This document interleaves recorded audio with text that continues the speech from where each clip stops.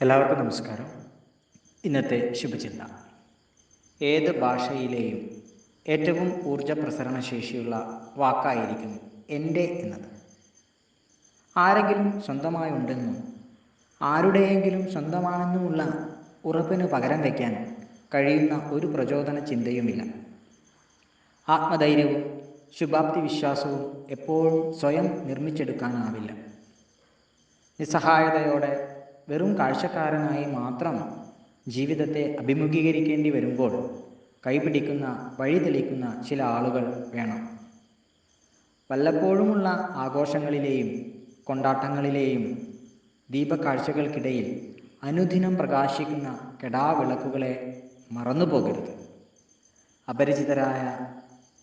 അപരിചിതമായ ആർപ്പുവിളികളേക്കാൾ ആവശ്യം ആത്മാവറിയുന്ന അതുല്യ ബന്ധങ്ങളാണ്.